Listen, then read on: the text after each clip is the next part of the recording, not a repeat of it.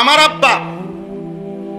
আব্বা ইন্তেকালের সময় আমরা 5 ভাই, কারো জন্য আব্বা বিল্ডিং ঘর একটা ঘরও করে দিয়ে যায়নি। 2015 সালে আব্বা ইন্তেকাল করছে, এখন 2025 সাল, 10 বছর। গত বছর গেছে 2024 সালের আগে 23 সালের লাস্টে বা 24 সালের শুরুতে আব্বা ইন্তেকালের 9 বছর মাথায়, আব্বার মৃত্যুর পরে আমরা 5 ভাই আলহামদুলিল্লাহ আলাদা আলাদা জায়গাও কিনছি, বিল্ডিংও করছি, সবাই এখন বিল্ডিং এর ঘরে ঘুমা। আমার আব্বা যে কারো একজনের ঘর করে দিয়ে যাইতে পারে নাই, তাই বলে কি ঘর হয় নাই? আমরা 5 ভাই কোনো ওয়াজ করি না, 5 ভাইয়ের ইনকাম সমান না, কথা বোঝেন নাই? 5 ভাইয়ের ইনকাম কি না সমান না, ঘর তো হয়ে গেছে। দুনিয়া তো সাধারণ বিষয়, কিন্তু আমার আব্বা 5 ভাইকেই আলেমে দ্বীন বানায় গেছে। বাবা থাকতেই 5 ভাই আমরা কামেলও পাশ করছি, দাওরা হাদিসও পাশ করছি। আব্বা আমাকে 5 ভাইয়ের এই অবস্থায় দেখে গেছে যে আমরা সরকারি মাদ্রাসা থেকেও টাইটেল পাশ করছি, কওমি মাদ্রাসা থেকেও দাওরা হাদিস পাশ করছি আব্বা থাকতে, আলহামদুলিল্লাহ। আমার বড় ভাইরা আপনারা চেনেন, আলহাজ হযরত মাওলানা মাহবুবুর রহমান আশরাফি, ওই যে চান্দিনা আল আমিন কামিল মাদ্রাসার এখন ভারপ্রাপ্ত প্রিন্সিপাল, আমার বড় ভাই উনি। আল্লাহ আমাদের সবাইকে আখিরাতের ফিকির দান করেন। নিজের বরবাদ করে আখিরাত নষ্ট করে জিফুত পরিবার সংসার চালাইবেন, কোনো আপনি যে দূর পারেন। ওরা রাগ করলে রাগ করবে, ওরা রাগ করলে ওদের প্রয়োজন পূরণ না হলে না হোক। আপনি মাথার ঘাম পায়ে ফেলবেন আর হেতে সারা রাত মোবাইলে উলঙ্গ ছবি দেখবো, হ্যাঁ? এটা কামাই মিয়া। আপনার ঘাম বাইয়া বাইয়া পড়ে একটা টাকার জন্য, আর জানোয়ারে 1 ওয়াক্ত ফজর নামাজ পড়ে না, এরকম হাইওয়ানের জন্য রোজগার করেন মিয়া। ওরে বললো আগে বুঝাপড়া করেন, বেটা কার জন্য কামাই? বেটা তুই কিসের, তুই যে একটা সেজদাই দাস না, তুই আমার আল্লাহর দুশ্মন, তো তুই আমার বুঝি বন্ধু? বুঝেন নাই কথাটা? যে আমার আল্লাহর দুশ্মন সে আমার বন্ধু হবে কেন? ভাই আমার খবর রাখবে কেমনে যে তার মালিকের খবর রাখে না? আপনি মরলে না আপনি দেখবেন আপনার খবর কি? বেনামাজি এই নাফরমান সন্তান আপনার নামও তো নিবে না,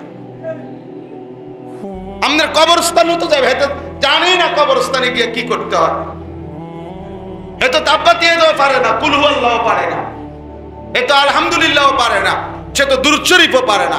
এই আপনার কবরে যায় কি দিব?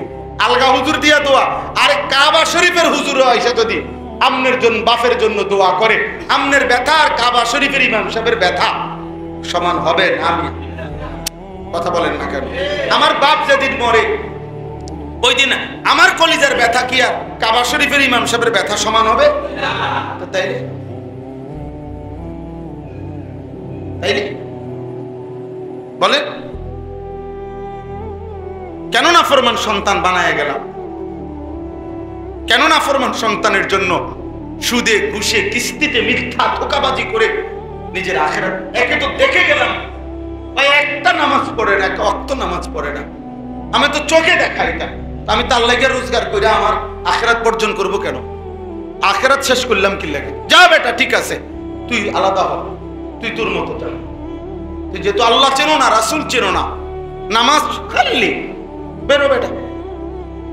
আমি পাইলে আমার রিজিক থাকলে আমি খামু, না খাইলে নাই। না হুজুর কখন তো বুঝি তো, কখন যদি পোলা পান্ডে কি করি উল্টা পাল্টা কই, বুড়া বয়সে না খাইয়া মরণ লাগবো না। বুড়া বয়সে যারা 3 বেলা খায় তারা আর মরে না, না এরকম কোন লোকের মৃত্যু তো হয় না, না না অসম্ভব, হয় না, হয় এমন লোক তো মরে না। তো তাই হেতে মরে না, ওই বেটা মরে কেন? উনি তো খানা খাইছে ঠিক মতো, বোঝেন নাই আপনি কথাটা? তাহলে মৃত্যু কি বাদের খানার উপরে নেই মৃত্যু? খাইতে পারলে মৃত্যু হয় না, আর খাইতে না পারলে মৃত্যু হয়ে যায়, এটা নিয়ে হিসাব। তো মৃত্যু কার ফয়সালা? ভাত খাইতে আমার বাসার পাশে ছেলে, কোটিপতির ছেলে, একটাই ছেলে, মেডিকেলে লাস্ট বর্ষ, শেষ পরীক্ষা দিবে আর একটা পরীক্ষা বাকি। এক বাবার বাপ মার একমাত্র ছেলে, আর মেয়েও নাই ছেলেও নাই। আহা, আমরা কত আদর করতাম এই ছেলেটাকে। মেডিকেলে লাস্ট ইয়ার ছেলেটা, আর একটা পরীক্ষা বাকি। এই দিন ভাত খাওয়াইতেছে মা, এরকম দিন খাওয়াইয়া খাইতে খাইতে এক পর্যায়ে মার হাতে খাওয়াই দিত ওই ছেলেটাকে। তো আদর করতো মা ওই মহিলা, আমার বাসার পাশে। পরে শেষে একটা লোকমা বাচ্চাটা বলতেছে আমি আর খাবো না আম্মু। আর মাই কইতেছে আব্বু আব্বু এই লোকমাটাই আব্বু, শেষ শেষ, এই যে পানি, মানে পানি তো হাতে রাখছে। আরে এটা আমরা বাচ্চাকে বলি না যে ঠিক আছে আম্মু এইটাই, এই শেষ লোকমাটা জোর করে দিছে ওরে মুখে, পানি দিছে খাইতে। পানিটাও সে খাইছে, বুকের মধ্যে মনে আটকায় গেছে, পানি হোক খাবার হোক। এই কিছুক্ষণ পরে হসপিটালে দিছে, মারা গেছে। কি আমি তো দেখছি কত আদর করতাম ওরে আমরা। ওই মা পাগল হয়ে গেছে মনে হয়, ওই বাবা পাগল হয়ে গেছে। উনি পরে এই 4 তলা বিল্ডিং, এটা পুরো বিল্ডিং সহ বিক্রি করে এই এলাকার থেকে মানে মনের কষ্টে চলে গেছে। ওই যে গেছে আর জানি না, কুমিল্লা শহরে। আল্লাহ আমাদেরকে হেফাজত করে, বুঝতে শিখেন। আমার অস্থিরতা হলো এই কথাটা বুঝানো যে বাপ, আপনারা যারা উপার্জন করেন আপনারা আপনাদের আখিরাত নষ্ট করেন। সুদে টাকা নিয়েন, কিস্তিতে টাকা নিয়েন। অভাব থাকুক, অভাব থাকুক। এই পৃথিবীর সবচেয়ে ধনী ব্যক্তির কোনো অভাব আছে কিনা? তো আপনার অভাব আছে। আপনি হারাম খাইেন, আখিরাত বরবাদ। বিড়ি সিগারেট খাইেন, চা দোকানে আড্ডা দিয়েন, নাচ গান টেলিভিশন দেখেন, ঘরের ওই টেলিভিশন চালাইতে দিয়েন। আপনি বলেন পুরস্কার, এটা গুনাহ, হারাম। নাচ গান নাটক সিনেমা হারাম বলেন, ভেঙে ফেলেন ওই টেলিভিশন, কোটি টাকার ক্ষতি হবে। এত বড় গুনার উপরে বিবি বাচ্চারে রাইখা যায়, নিজেও বরবাদ হবেন, তারাও বরবাদ হবে। ভেঙে ফেলেন ওই টেলিভিশন, সরাই ফেলেন। ছেলেকে বলেন, মেয়েকে বলেন, স্ত্রীকে বলেন, শেষ এটা বলবেন, এই শেষ কথা আমার। যদি বলেন এমন হয় যে কোনোভাবে ছেলে মেয়ে বউ তোমগরে নামাজি বানাইতে পারলাম না, সেজদা দিলা না, ঠিক আছে, তোমগুলোর লোকে কুলাই জানলাম না, তবে এটা মনে রাখো আমি মরে যাব, কিন্তু এই কথা মনে রাখো আমি তোমাদের উপরে অসন্তুষ্ট। এই কথা কইয়া যাবে, বুঝেন নাই আমার কথা? ছেলেরে বলি ফুট, আমি মৃত্যুর মুহূর্ত বলে গেলাম আমি তোর উপরে অসন্তুষ্ট, এবার দেখি তোরে হাসরের ময়দানে কে বাঁচে। যার মা অসন্তুষ্ট, বাবা অসন্তুষ্ট, ওই বাঁচবে কে হাসরের ময়দানে? যুদ্ধ করেন, আপনি যুদ্ধ করেন। আল্লাহ যেন আমগরে কয়, রে মাতিস না রে, তারা তোকে ভাত খাওয়াবো, তুই একটু কিছু করিস না রে বান্দা।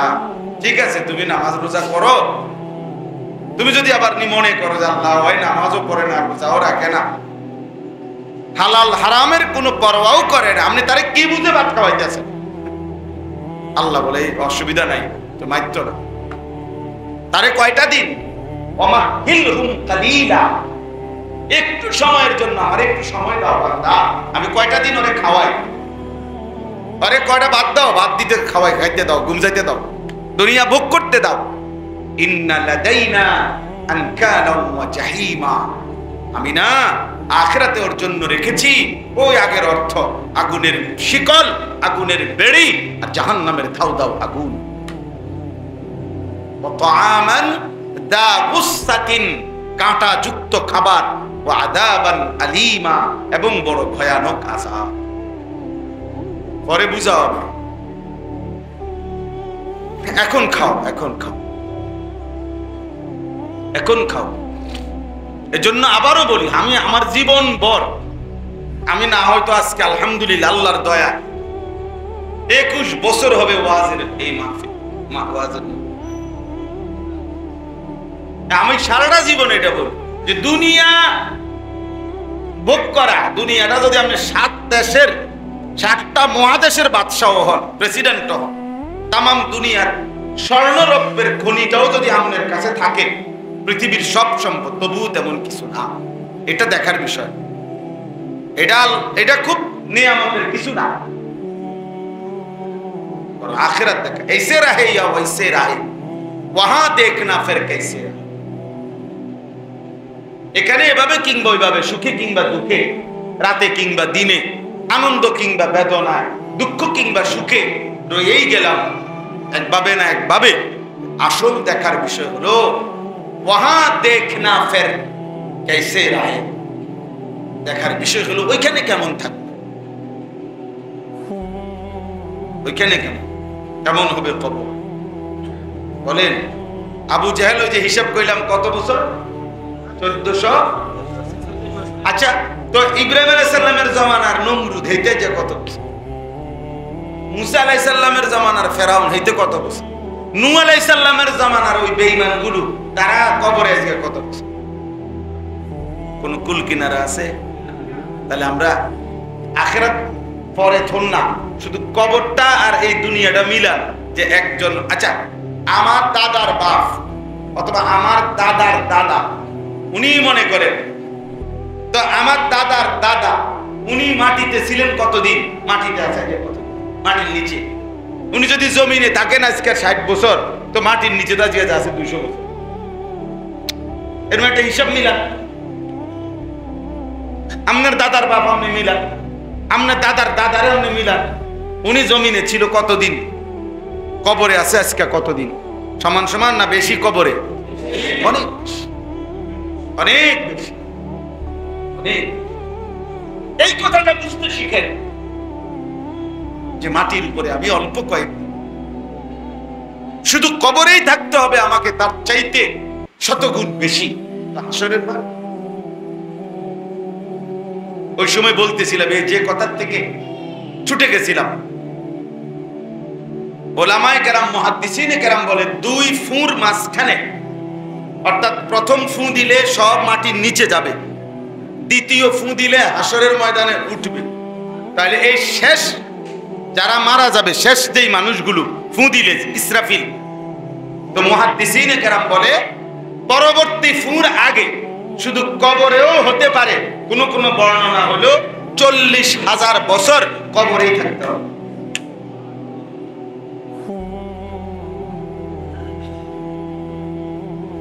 কারা? নূহ নবীর জামানার তারা, ইব্রাহিম আলাইহিস সালামের জামানার তারা, আমাদের নবী সাল্লাল্লাহু আলাইহি সাল্লামের জামানার তারা, আমগো এই বছরের তারা না। ওই শেষ ইসরাফিল যেদিন ফু দিবে ওই দিন যারা মারা যাবে তারা।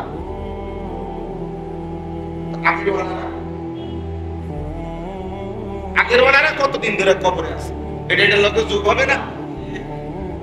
আল্লাহ আমাদেরকে বুঝতে। এই জন্য দোস্ত, এই আয়াতের বক্তব্য এটাই। আল্লাহ বলছে মুমিন মুসলমান, তোমার বন্ধুকে, তোমার আপনকে, তোমার জীবন, তোমার সাজগোজ, তোমার চলাফেরা, তোমার ভালোবাসা, তোমার প্রস্তুতি, তোমার আন্তরিকতা, তোমার অনুসরণ, তোমার অনুকরণ, তোমার প্রিয়জন, তোমার কলিজায় যার অবস্থান, সে কে?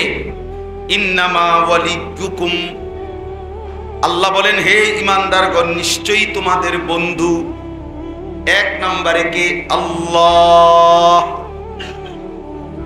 মুমিনের প্রথম বন্ধু কে? আবার বলেন, আবার বলেন, মুমিনের প্রথম বন্ধু আল্লাহ। ইন্নামা ওয়ালিয়ুকুমুল্লাহ ওয়াল্লাযীনা আমানু আশাদ্দু হুব্বান লিল্লাহ। আল্লাহ বলে যারা মুমিন তাদের সবচাইতে বেশি ভালোবাসা আল্লাহর জন্য। আল্লাহ বলেন কুল ইন কানা আবাউকুম ওয়া ইখওয়ানুকুম ওয়া আজওয়াজুকুম ওয়া আশীরাতুকুম ওয়া আমওয়ালুন ইখতারাফতুমুহা ওয়া তিজারাতুন তাখশাউনা কাসাদাহা ওয়া মাসাকিনু তারদাউনাহা। তোমাদের পিতা, তোমাদের স্ত্রী, তোমাদের সন্তান, তোমাদের ভাই বোন, তোমাদের আত্মীয় স্বজন, তোমাদের জমানো সম্পদ, তোমাদের ব্যবসার মালামাল, তোমাদের ঘর, তোমাদের আসবাবপত্র, সবকিছুর চাইতে আহাব্বা ইলাইকুম মিনাল্লাহ ওয়া রাসূলি, আল্লাহ বলছেন যদি আল্লাহ সবচেয়ে প্রিয় না হয়, রাসূল প্রিয় না হয়, আল্লাহর রাস্তায় জীবন দেওয়া এটা যদি প্রিয় না হয়, ফাতারাব্বাসু, তাহলে অপেক্ষা করো, হাত্তা ইয়াতি আল্লাহু বিআমরি, অল্প সময় তোমাদের উপরে আল্লাহর আযাব আসবে। যেন আল্লাহ বলছে, একের ভাইয়া ভাইয়া বলছে সূরা তাওবা, তোমার মাল, তোমার ব্যবসা, তোমার ঘর, তোমার স্ত্রী, তোমার সন্তান, তোমার মা বাবা, তোমার আত্মীয় স্বজন, সবকিছুর চাইতে মুমিনের প্রথম সবচেয়ে বেশি প্রিয় হবে কে? ওয়া রাসূলুহু। 2 নাম্বার আল্লাহ বলেন, হে ঈমানদার, তোমাদের দ্বিতীয় ভালোবাসা ওয়া রাসূলুহু, আল্লাহ রাসূলের জন্য। কার জন্য? রাসূলুল্লাহ সাল্লাল্লাহু আলাইহি ওয়াসাল্লাম, তার জন্য আমাদের দ্বিতীয় 1 নাম্বার ভালোবাসা আল্লাহর জন্য, দ্বিতীয় ভালোবাসা রাসূলুল্লাহ সাল্লাল্লাহু আলাইহি ওয়াসাল্লামের জন্য, তৃতীয় ভালোবাসা ওয়াল্লাযীনা আমানুল্লাযীনা ইউকিমুনাস সালাহ, ওই সমস্ত ঈমানদার যারা 5 ওয়াক্ত নামাজ আদায় করে। খোদার কসম, এটা কোরআনের আয়াত। আল্লাহ বলছে বেনামাজি, বেহায়া, এই অপদার্থ মুসলিম পরিচয় দেওয়ার পরেও বেনামাজি কোন মুমিনের বন্ধু হইতে পারে, কাফের তো দূরে।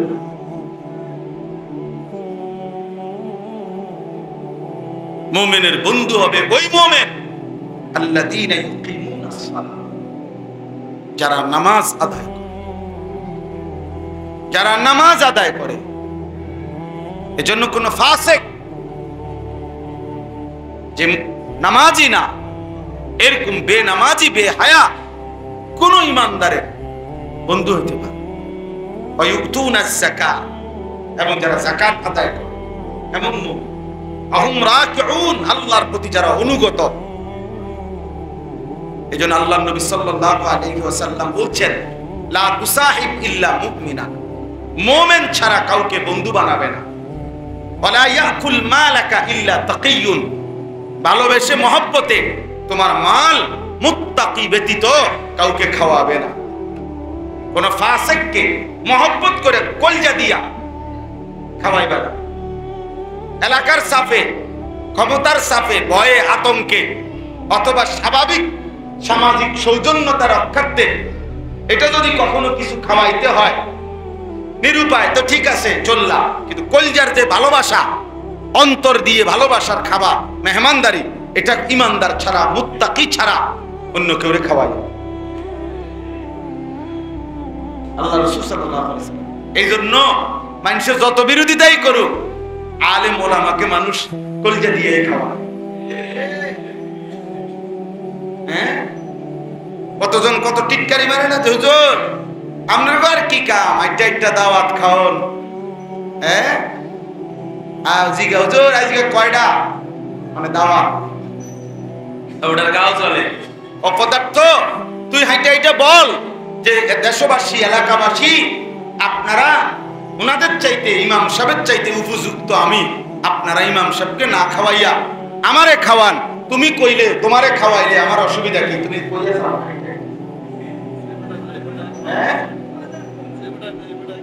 সেটাই তো, না না তোমারে খাওয়া দরকার নাই, তুমি খাওয়ানোর দরকার, তোমারও যাতে মানুষে খাওয়ায়, এই জন্য তুমি পোস্টারিং করো যে আমার মতো উপযুক্ত লোক দেখেন না আপনারা দৌড় দিয়ে যান হুজুরের কাছে। বলেন একটা দাওয়াত খায়, একটা দাওয়াত না খেলে শুয়ে দিয়ে দাওয়াত খেত। আপনার বাড়িতে না গেলে, বেটা না হাঁটলে আপনার বাড়ি যাবে কেমনে? কত মানুষ তো আম করে বলে যে হুজুর শুধু পাও দিয়ে আইবেন, বাড়ির উড়ানটার মধ্যে কত শুধু পাউডার আইকে আইবেন। আপনি কুতুরে পাও দিলে অনেক গরটার মধ্যে ঢুকলে সারে, তো আমি না গেলে কেমনি কি করা? তার ভালোবাসা আমি কেমনি রক্ষা করা? আল্লাহর বান্দার দিলের আরজু আমি কেমনে পূরণ করা? বলেন। এজন্য আল্লাহ তাআলা বলেন এই কথাই আজকে বুঝাইলাম। মুমিনের ভালোবাসা কার প্রতি? 2 নাম্বার রাসূলুল্লাহ, 3 নাম্বার নামাজি ইমানদার মুমিন, মুত্তাকি মুমিন, মুত্তাকি মুত্তাকি। ওমান ইয়াতাওয়াল্লাল্লাহ। এবার দ্বিতীয় আয়াতে আল্লাহ বলেন, শোনো আবারও বলছি, আল্লাহ বলেন বান্দা আমি আবারও বলছি, যারাই আল্লাহকে বন্ধু বানাবে, ওয়া রাসূলাহু তার রাসূলকে বন্ধু বানাবে, ওয়াল্লাযীনা আমানু ওই উপরোক্ত গুণে গুণান্বিত ঈমানদারকে যারা বন্ধু বানাবে তারাই আল্লাহর দল। আর এমন আল্লাহর দল, ফা ইন্না হিজবাল্লাহ হুমুল গালিবুন, এই দলই আল্লাহর, এই দলই বিজয়ী হবে, তারাই বিজয়ী। এর সাফ কোরআন শরীফের। এজন্য আজকে যুবক ভাই তোমাদেরকেও বলি, বয়স্ক বাবা আপনাদেরকেও বলি, কলিজার ভালোবাসা মুসলমান হিসেবে আল্লাহর প্রতি, রাসূলুল্লাহ সাল্লাল্লাহু আলাইহি ওয়াসাল্লামের প্রতি। কারো যেই কোনো উপার্জনের মধ্যে একটি দিরহাম যদি হারাম হয়, তাহলে ওইটা যতক্ষণ তার কাছে থাকবে তার কোনো ফরজ নফল কোনো ইবাদতই কবুল হবে, এই স্পষ্ট হাদিস। এই জন্য এই সুদখোর কিস্তিখোর এগুলো হাসরের মাঠে গেলে না বুঝবে। এখন না মনে করে ভাত খায়, ঘুম যায়, পেশাব পায়খানা করে, বুঝেন না কথাটা? মনে করছে তো শুকিয়ে আছে। আর বেটা গরু ছাগলও তো শুকিয়ে আছে, কুকুর বিড়ালও তো ভাত খায়, ঘুম যায়, পেশাব পায়খানা করে, এগুলোর তো বাচ্চা কাচ্চা হয়। গরু ছাগলের বাচ্চা কাচ্চা হয় না তো তো কি আমনে একের বেশি শুকিয়ে আছে? আমরা সুখ কই সবের দিস ঠান্ডা কাশি সারা দেশে এখন বাচ্চা কাচ্চাদের শুধু ঠান্ডা লাগে রয়েছে, ঠিক না? তো এই পরিমাণ যদি গরু ছাগলের বেড়া হইতো কি অবস্থা? আমরা মানুষের বর্তমান যে পরিমাণ বেড়া, এর যদি 50% 20% যদি আমগো গরু ছাগলের রোগ হইতো, এগো চিকিৎসা করতো কে আর আমগো চিকিৎসা করতো কে বলে? তাইলে জীবন মানে এটা না, জীবন মানে আখিরাত। মুমিনের জীবন আখিরাত। ওয়া ইন্নাদ দারাল আখিরাতা লাহিয়াল হায়াওয়ান, নিশ্চয়ই আখিরাতের ঘর জান্নাত, আল্লাহ বলছে সেটাই কেবল জীবন, সেটাই জীবন। মানুষ বাস স্টেশনে পুরা নিশ্চিন্ত তৃপ্ত স্বস্তি ফেলে না, ট্রেন স্টেশনে পুরা স্বস্তিতে আরামসে নিশ্চিন্তে বসে না, বাসে ট্রেনে চলার পথে ব্যস্ততার ভিতরে মানুষ কোনোভাবেই যে না ভাই ঠিক আছে ভাই জলদি জলদি সারো, ঘরে যাই, আগে ঘরে গিয়ে একটু ফ্রেশ হবো, ফ্রি হবো, জামা খুলবে, গেঞ্জি খুলবে প্রয়োজনে, তখন একটু বসে আরাম যা। তো দুনিয়া তো এমন, দুনিয়া তো এমন প্রকৃত আরাম নিশ্চিন্ততা তো আখিরাত।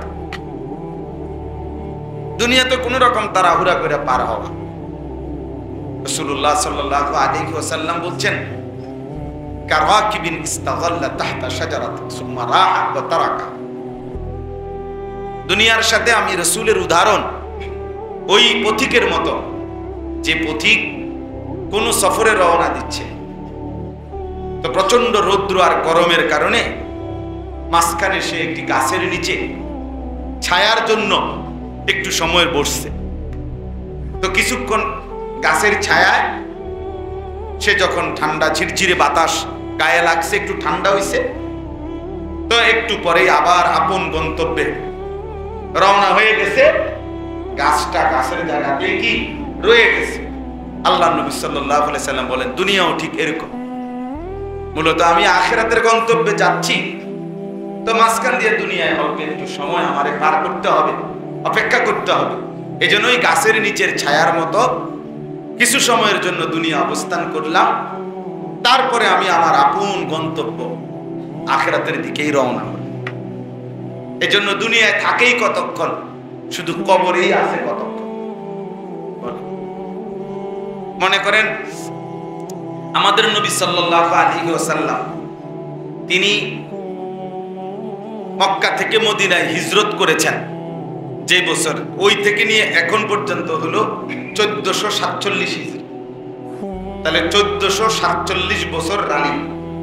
বুঝিনি কথাটা? কত বছর? বদরের যুদ্ধ হয়েছে এর 1 বছর পরে, তো ধরেন 1446 বছর আগে, 1 বছর কমাইয়া ধরেন 1446 বছর আগে কি হয়েছে? বদরের যুদ্ধ হয়েছে। তো ওই সময় আবু জাহেল মারা গেছে এই বদরের যুদ্ধে। কেমন? তাইলে এখন বলেন, শুধু একটা হিসাব বলেন যে এই আবু জাহেল এই বেঈমান মাটির উপরে ছিল কতদিন, কবরে আছে আজকে কতদিন?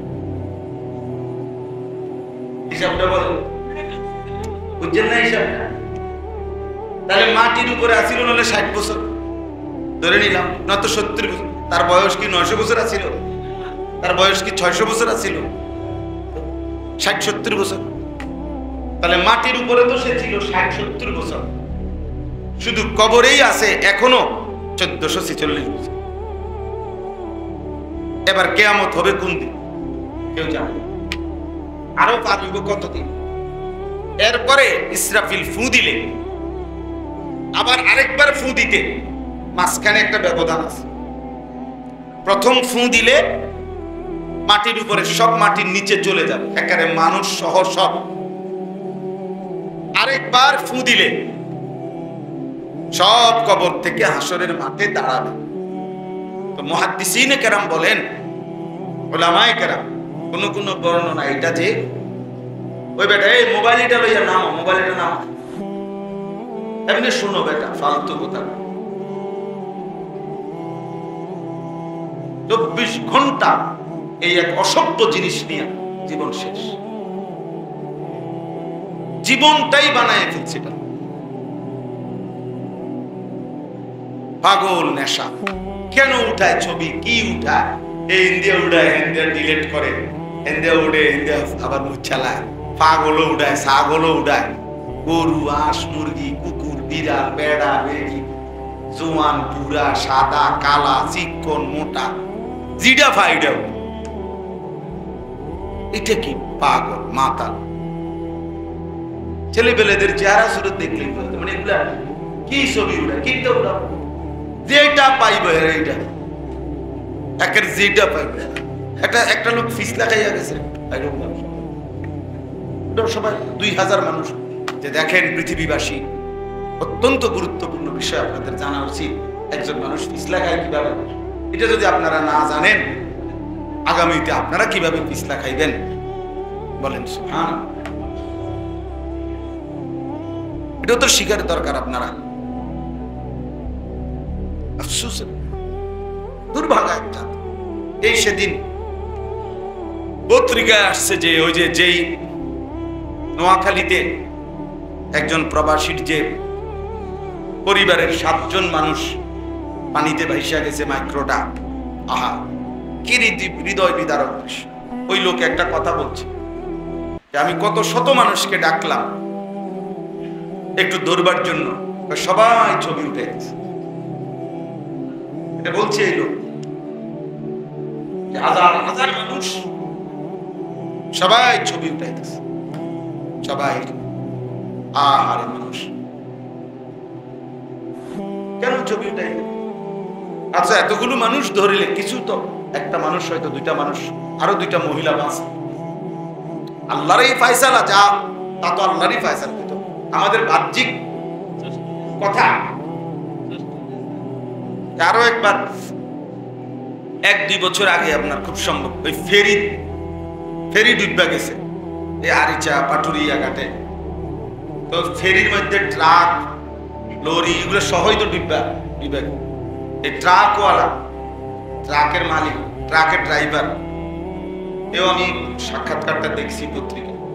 ওই বলছে, চিল্লায় কানতেছে আর বলতেছে, আমি এই আজকে 2 দিন যাবত কত হাজার মানুষ আসছে, সকলেই শুধু ছবি উঠাইতেছে, কিন্তু আমার ট্রাকটা যে ডুবে রয়েছে বা আমার এই ফেরিটা, এইটা উঠাইবার জন্য কোনো কার্যকর কোনো উদ্যোগ নাই, শুধু ছবি উঠাইতেছে। শুধু চ্যানেলওয়ালাদের কাম হলো শুধু খবর প্রচার করতেছে। 232টা, শুধু আরো বেশি হইতে পারে, শুধু সরকার অনুমোদিত চ্যানেলে আছে।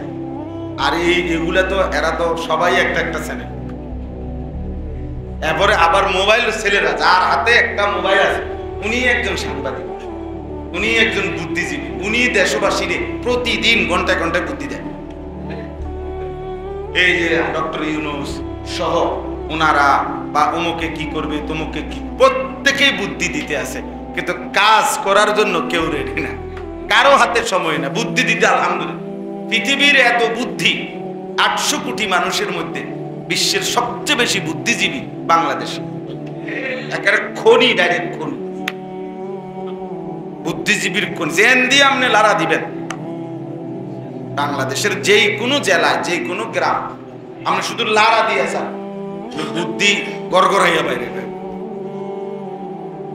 হ্যাঁ, এই পরিমাণ আজাইরা ফালতু বুদ্ধি ভরপুর। আর বুদ্ধির মেন হেড অফিস হলো চা দোকান।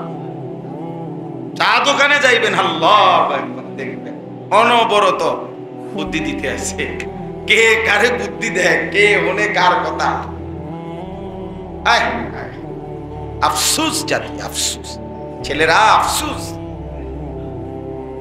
ভাবা উচিত চুলের কি দশা, চেহারার কি দশা, জামার কি দশা, কার মতো জামা, কার মতো প্যান্ট, কার মতো চুল, হাসে কার মতো, সাজে কার মতো, রাত কাটে কেমনে, দিন কাটে কেমনে, কে মা কে বাবা, কি ধর্ম, পাগল না ছাগল না।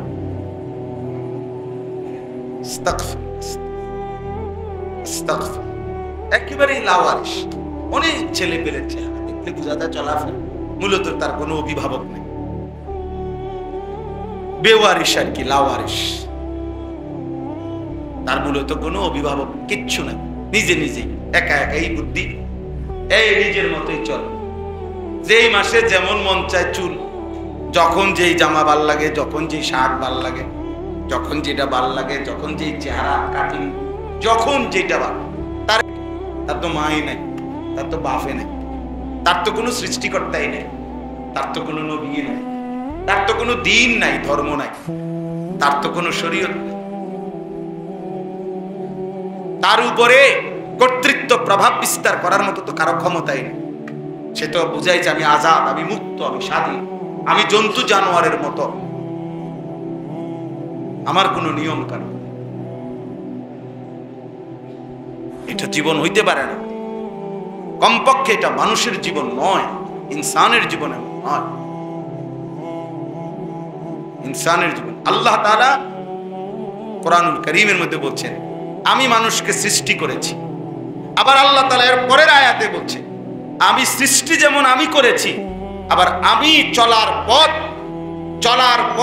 চলার রাস্তা আমি নিজে বলে দিয়েছি। ইন্না খালাকনাল ইনসানা মিন নুতফাতিন আমশাজ নাবতালিহি ফাজআলনাহু সামিআন বাসীরা। আল্লাহ বলেন আমি বীর্যের ফোঁটা থেকে মানুষকে সৃষ্টি করেছি পরীক্ষা করার জন্য। আমি তাকে চোখওয়ালা বানিয়েছি, আমি তাকে কানওয়ালা বানিয়েছি। চোখ নাক কান মানে বুঝ, বুদ্ধি, দেমাগ, আক্কল, ফতার, হ্যাঁ, বুদ্ধি বিবেচনা আমি দিয়েছি। আবার ইন্না হাদাইনাহুস সাবিলা, চলার রাস্তা আমি বলে দিয়েছি।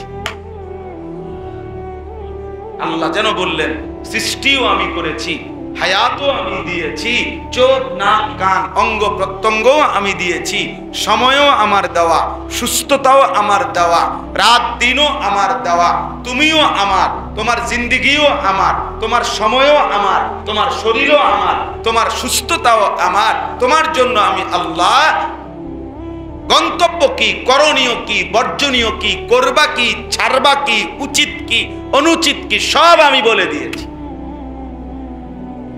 বলেন কথা বলেন না? ইম্মা শাকিরান ওয়া ইম্মা কাফুরা। রব্বুল আলামিন বলেন সব ব্যবস্থাপনা করে, সব ইন্তজাম করে, এবার আমি শুধু দেখছি কে কে আমার কৃতজ্ঞ বান্দা আর কে কে অবাধ্য বান্দা? ঠিক আছে, চলো। ইম্মা শাকিরান ওয়া ইম্মা কাফুরা। আমি দেখছি কে শাকির, কে কাফুর। শাকির মানে কৃতজ্ঞ, কাফুর মানে অবাধ্য, অকৃতজ্ঞ। এবার আল্লাহ বলেন, ইন্না আ'তাদনা লিল কাফিরিনা সালাসিলা ওয়া আগলালাম ওয়া সাইরা। শোনো বান্দা, অবাধ্য নাফরমান পাপী বান্দাদের জন্য আমি রেখেছি আগুনের শিকল, আগুনের বেড়ি, জাহান্নামের ধাউ ধাউ আগুন। তিন জিনিস রেডি রাখছি। শিকল রাখছি, শিকল 70 হাত লম্বা, জাহান্নামের শিকলে বেঁধে। আল্লাহ বলেন কোরআনুল কারীমের মধ্যে, সুম্মা ফি সিলসিলাতিন যারউহা 70 যিরাআন ফাসলুকু। নাফরমানকে যখন জাহান্নামে ফেলা হবে, আল্লাহ বলবে ফেরেশতারা, ওরে 70 হাত লম্বা আগুনের শিকল দিয়া তারে বাঁধো। এবার 70 হাত লম্বা শিকল দিয়া বাইদা কুত্তার মতো পুরা জাহান্নামে ঘুরাও। ফাসলুকু ওয়াতদা, ওরে জানোয়ারের মতো ঘুরাও, ওরে পুরা জাহান্নামীদেরকে দেখাও। জাহান্নামীরা দেখো, এই নাফরমান সুদখোর, এই নাফরমান ঘুষখোর, এই নাফরমান জিনাখোর, এই নাফরমান সারা রাত উলঙ্গ ছবি দেখতো, এই জানোয়ার ভিন নারীর সাথে বেহায়াপনা করত। দেখো, এ মিথ্যা বলতো, এ চুরি করত, এ ডাকাতি করত। দেখো, ফাসলুকু, ওরে ঘুরাও।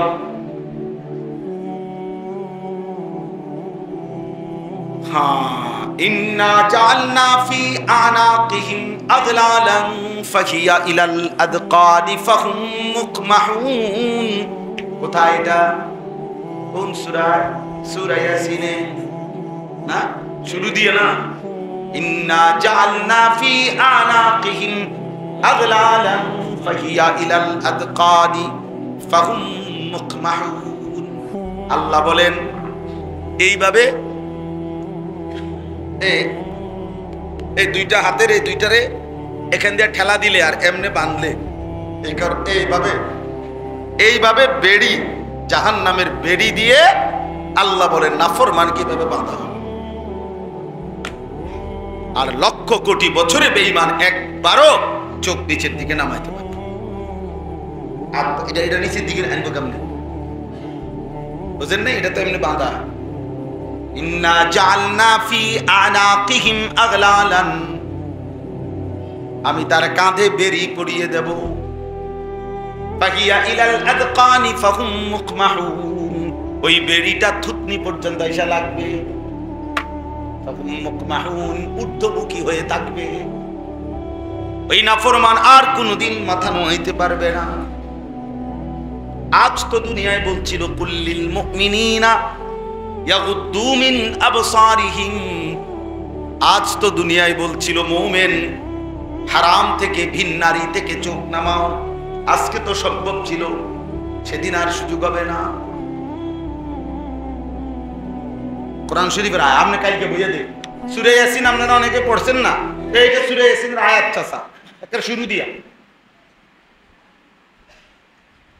আপনি অর্থ দেখেন কি কইছে। ওই অর্থ এটাই, আমি কাঁধে বেড়ি বাড়া পড়াবো, থুতনি পর্যন্ত ঠেলা দিবে, আর ঊর্ধ্বমুখী হয়ে থাকবে, আর কোনোদিন ঘাড় নামাইতে পারবে। আল্লাহ আমার হেফাজত করে। ইন্নাল আবরারা ইয়াশরাবুনা মিন কাসিন কানা মিজাজুহা কাফুরা। আল্লাহ বলেন, আর অনুগত আমার কৃতজ্ঞ বান্দাকে প্রথমেই জান্নাতে নিয়ে এমন নহর থেকে পানি পান করানো হবে যেখান থেকে কাফুরের সুঘ্রাণ মৌ মৌ করে বের হইতে থাকবে।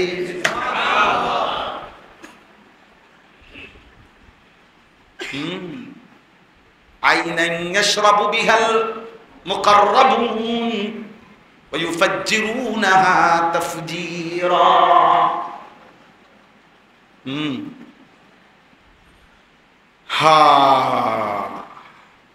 চলেন বেনামাজি, তুমিও আগাও আমরাও আগাই।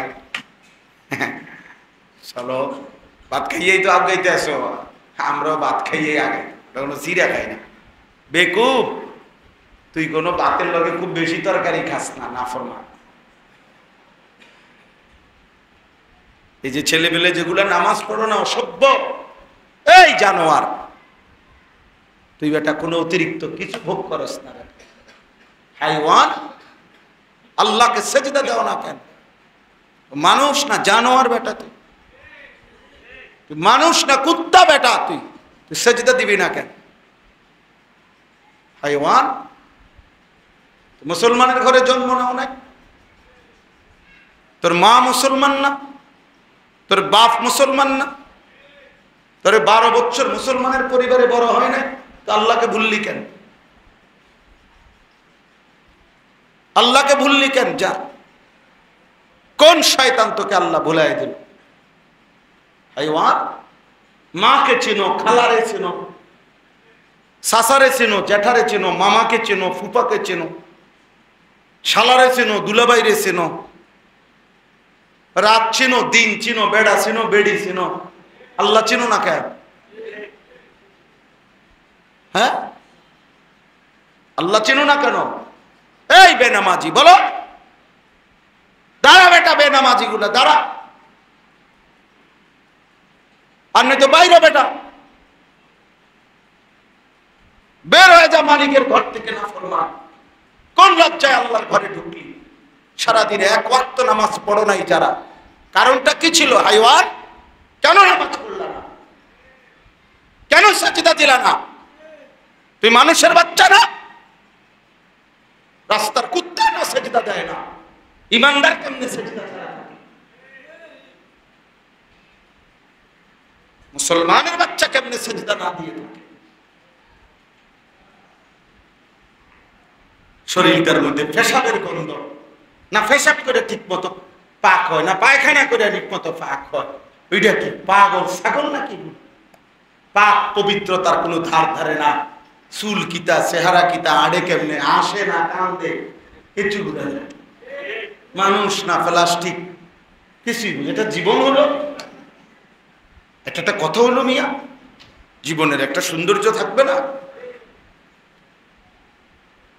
জীবন মানে শুধু কুকা ভাত খাওয়া, কয়টা টাকা রোজগার করা, এরই নাম জীবন? তো বলেন ভাইয়া, ভেবে দেখো। ছেলেরা ভাবো, কেন নামাজ পড়বা না?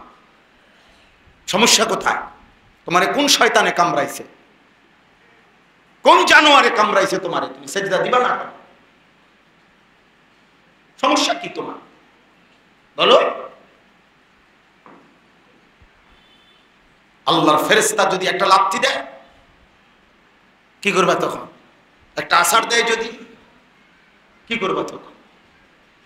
হ্যাঁ, 1 সেকেন্ডের জন্য যদি আল্লাহ নিরাপত্তা তুলে নেয়, বেঁচে থাকার অধিকার তুলে নেয়, কোন আব্বার ক্ষমতা আছে রাখা? তো তাইলে আমি কেন আল্লাহকে সিজদা না দেওয়া এর চাইতে জঘন্য, নিকৃষ্ট আর কেউ? ওই জানোয়ারের চাইতে নিকৃষ্ট। আরে আমি তো বলছি মিয়া জানোয়ার, তো জানোয়ারও না, জানোয়ারও না। এটা জানোয়ারের উপরে কোনো নামাজের হুকুম নাই, এই জন্য সে কি দেয় না। কুকুরের উপরে সেজদার হুকুম আছে বলো না? গরু ছাগলের উপরে কোনো হুকুম, ওই জন্য সে সেজদা দেয় না, এই জন্য সে নামাজ সেজদা দেয় না। তোমার উপরে তো হুকুম আছে, তুমি সেজদা দিবা না কেন? এবং তোমার আমার শরীরের মধ্যে রুকু দেওয়ার, সেজদা দেওয়ার শারীরিকভাবে যোগ্যতা আছে কিনা? বলেন না, আছে কিনা? কই একটা গরু কি সোজা দাঁড়াইতে পারবে? তো তাইলে হের তো যোগ্যতাই নাই। তার শারীরিক গঠনের মধ্যে নিয়ত বাঁধার মতো, সোজাওনের মতো পারবে গরুটা পারবে? ওইটা বলেন চাচা, তো এই জন্য সে সেজদা দেয় না, তার উপরে হুকুমও নাই, তার শারীরিক ভাবেও কি নাই, যোগ্যতা আল্লাহ প্রদত্তই নাই। তোমার মধ্যে কি সমস্যা? কি সমস্যার কারণে তুমি সেজদা দাও না?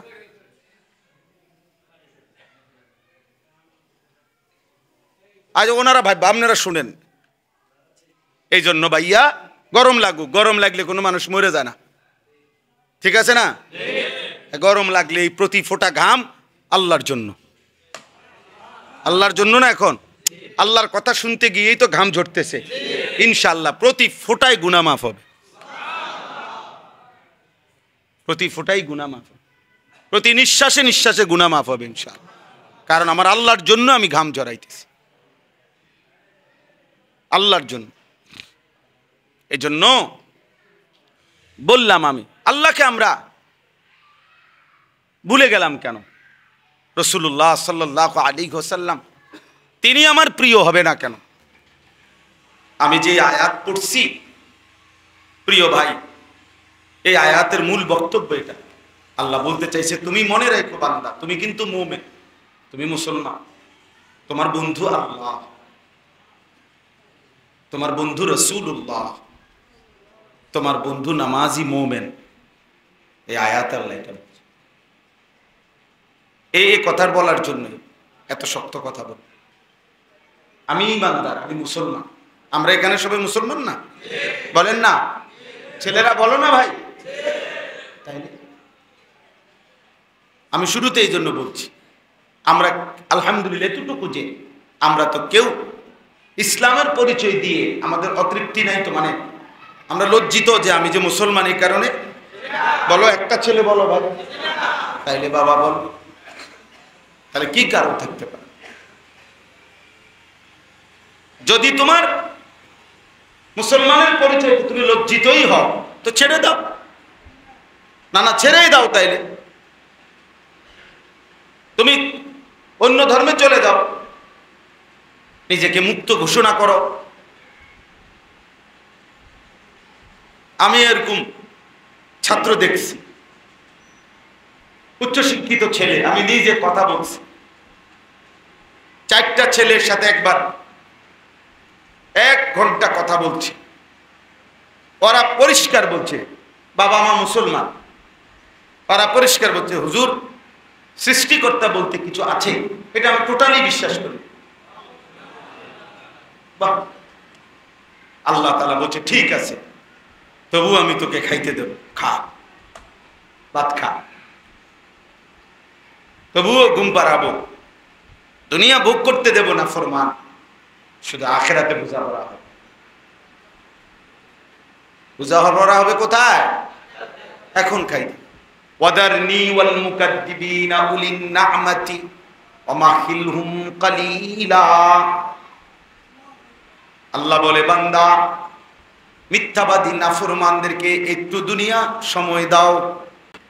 আল্লাহ যেন আমগরে কয় রে মাতিস না রে, যারা দুটো ভাত খাওয়াবো তো একটু কিছু পৌঁছতে রে বান্দা, ঠিক আছে তুমি নামাজ রোজা করো, তুমি যদি আবার মনে করো যে আল্লাহ হয় নামাজও পড়ে না রোজাও রাখে না, হালাল হারামের কোনো পরোয়াও করে না, আপনি তারে কি বুঝে ভাত খাওয়াইতেছেন? আল্লাহ বলে অসুবিধা নাই, তো মাইত্র না, তারে কয়টা দিন ওমাহিলহুম কালিলা, একটু সময়ের জন্য আমার একটু সময় দাও বান্দা, আমি কয়টা দিন ওরে খাওয়াই, আরে কয়টা ভাত দাও, ভাত দিতে খাওয়াই, খাইতে দাও, ঘুম যাইতে দাও, দুনিয়া ভোগ করতে দাও। ইন্না লাদাইনা আনকালাম ওয়া জাহিমা, আমি না আখিরাতে ওর জন্য রেখেছি ওই আগের অর্থ, আগুনের শিকল, আগুনের বেড়ি, আর জাহান্নামের ধাউ ধাউ আগুন। ওয়া তাআমান দা গুসসাতিন, কাঁটা যুক্ত খাবার, ওয়া আযাবান আলীমা, এবং বড় ভয়ানক আযাব। পরে বুঝা হবে, এখন খাও, এখন খাও, এখন খাও।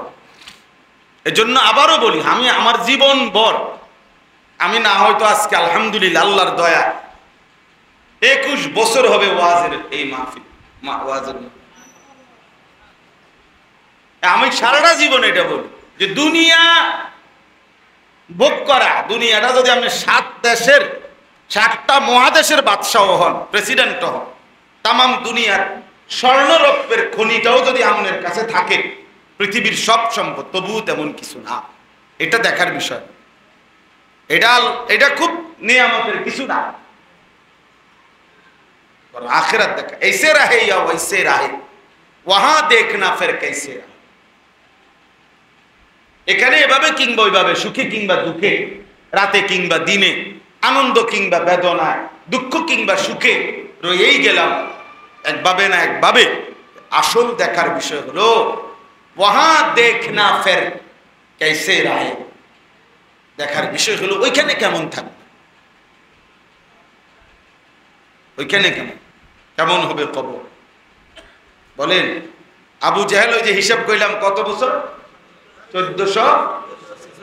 আচ্ছা, তো ইব্রাহিম আলাইহিস সালামের জামানার নমরুদ হইতে যে কত বছর, মুসা আলাইহিস সালামের জামানার ফেরাউন হইতে কত বছর, নূহ আলাইহিস সালামের জামানার ওই বেঈমানগুলো তারা কবরে আজকে কত বছর।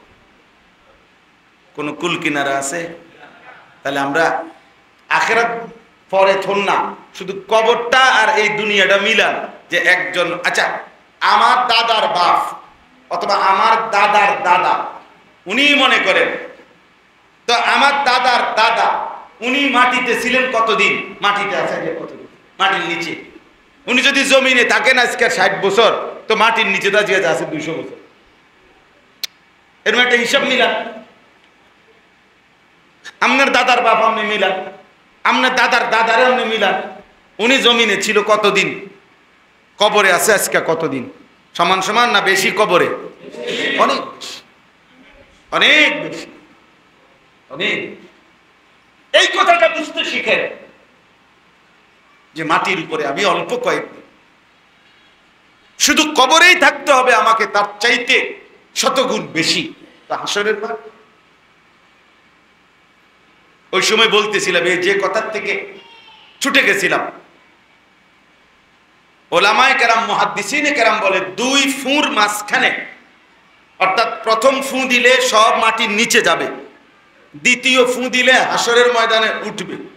তাহলে এই শেষ যারা মারা যাবে, শেষ যেই মানুষগুলো ফুঁ দিলে ইসরাফিল, তো মুহাদ্দিসিনে কেরাম বলে পরবর্তী ফুঁর আগে শুধু কবরেও হতে পারে, কোন কোন বর্ণনা হলো 40,000 বছর কবরেই থাকতে হবে।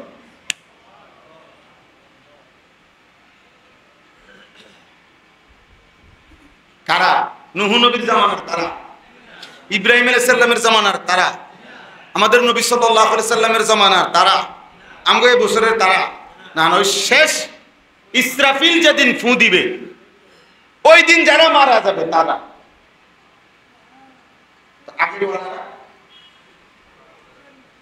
আগের ওয়ালারা কতদিন ধরে কবরে আছে, এটা লোকে যোগ হবে না।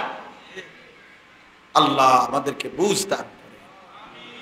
এই জন্য দোস্ত এই আয়াতের বক্তব্য এটাই।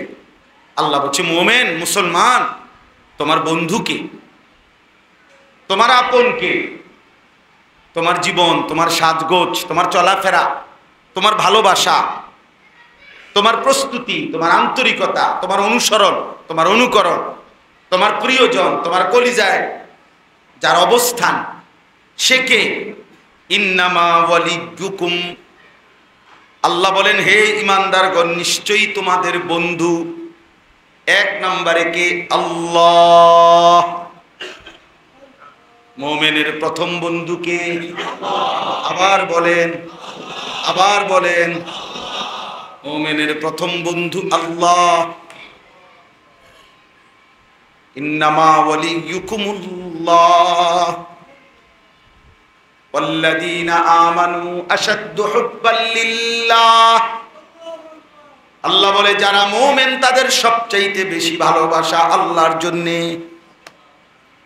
আল্লাহ বলেন কুল ইন কানা আবাউকুম ওয়া ইখওয়ানুকুম ওয়া আজওয়াজুকুম ওয়া আশীরাতুকুম ওয়া আমওয়ালুন ইকতারাফতুমুহা ওয়া তিজারাতুন তাখশাউনা কাসাদাহা ওয়া মাসাকিনু তারদাউনাহা।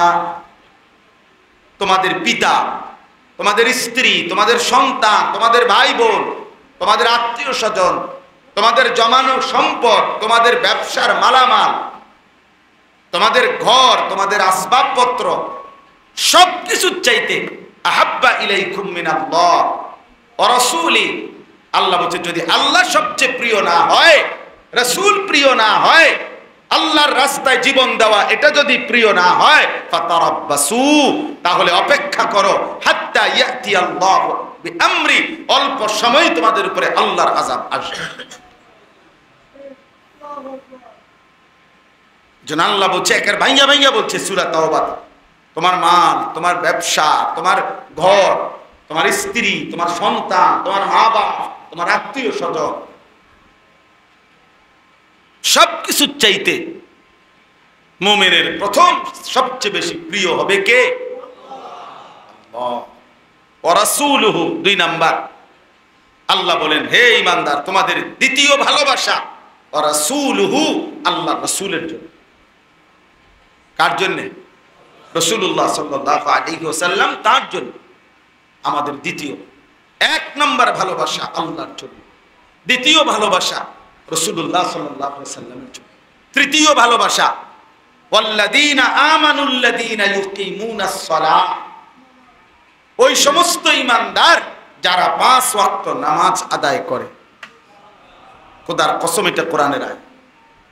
আল্লাহ বলছে বেনামাজি, বেহায়া, এই অপদার্থ মুসলিম পরিচয় দেওয়ার পরেও বেনামাজি কোন মুমিনের বন্ধু হইতে পারে, কাফের তো দূরে না।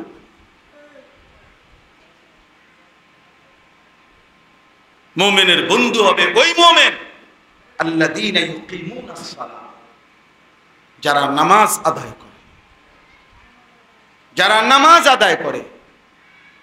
এজন্য কোন ফাসিক যে নামাজি না, এরকম বেনামাজি, বেহায়া কোন ঈমানদারের বন্ধু হইতে পারে। ওয়ায়ুতুনাস যাকাত, এবং যারা যাকাত আদায় করে, এমন মুমিন। আহুম রাকিউন, আল্লাহর প্রতি যারা অনুগত। এজন্য আল্লাহর নবী সাল্লাল্লাহু আলাইহি ওয়াসাল্লাম বলছেন, লা তুসাহিব ইল্লা মুমিনা, মুমিন ছাড়া কাউকে বন্ধু বানাবে না। ওয়ালা ইয়াকুল মালাকা ইল্লা তাকিয়ুন, ভালোবেসে মহব্বতে তোমার মাল মুত্তাকি ব্যতীত কাউকে খাওয়াবে না। কোন ফাসিককে মহব্বত করে কলজা দিয়া খাওয়াইবে না। এলাকার চাপে, ক্ষমতার চাপে, ভয়ে, আতঙ্কে, অথবা স্বাভাবিক সামাজিক সৌজন্যতা রক্ষার্থে এটা যদি কখনো কিছু খাওয়াইতে হয় নিরুপায়, তো ঠিক আছে, চললাম। কিন্তু কলজার যে ভালোবাসা, অন্তর দিয়ে ভালোবাসার খাবার, মেহমানদারি, এটা ঈমানদার ছাড়া, মুত্তাকি ছাড়া অন্য কেউ খাওয়াই। আল্লাহ রাসূল সাল্লাল্লাহু আলাইহি ওয়াসাল্লাম এই জন্য মানুষের যত বিরোধিতাই করুক, আলেম ওলামাকে মানুষ কলজা দিয়ে খাওয়ায়। হ্যাঁ, কতজন কত টিটকারি মারে না, হুজুর আপনার ঘর কি কাম, একটা দাওয়াত খাওন। হ্যাঁ, জিগা হুজুর আজকে কয়টা মানে দাওয়াত, ওটার গাও চলে। অপদার্থ, তুই হাইটা বল যে দেশবাসী, এলাকাবাসী, আপনারা ওনাদের চাইতে, ইমাম সাহেবের চাইতে উপযুক্ত আমি, আপনারা ইমাম সাহেবকে না খাওয়াইয়া আমারে খাওয়ান। তুমি কইলে, তোমারে খাওয়াইলে আমার অসুবিধা কি? তুমি কইলে যাও না। হ্যাঁ, সেটাই তো। না না, তোমারে খাওয়া দরকার নাই, তুমি খাওয়ানোর দরকার, তোমারও যাতে মানুষে খাওয়ায় এই জন্য তুমি পোস্টারিং করো যে আমার মতো উপযুক্ত লোক দেখেন না আপনারা, আপনারা দৌড় দিয়ে যান হুজুরের কাছে। বলেন, হাইটা দাওয়াত খায়, হাইটা দাওয়াত না খেলে শুয়ে শুয়ে নি দাওয়াত খেত। আপনার বাড়িতে না গেলে, বেটা যা না হাঁটলে আপনার বাড়িতে যাবে কেমনে? কত মানুষ তো আম করে বলে যে হুজুর শুধু পাও দিয়ে আইবেন, বাড়ির উড়ানটার মধ্যে কত শুধু পাউডার আইকে আইবেন। আপনি কুদুর এই পাও দিলে কুদুর বড়টার মধ্যে ঢুকলে সাহেব, তো আমি না গেলে কেমনি কি করা? তার ভালোবাসা আমি কেমনে রক্ষা করা? আল্লাহর বান্দার দিলের আরজু আমি কেমনে পূরণ করা? বলেন।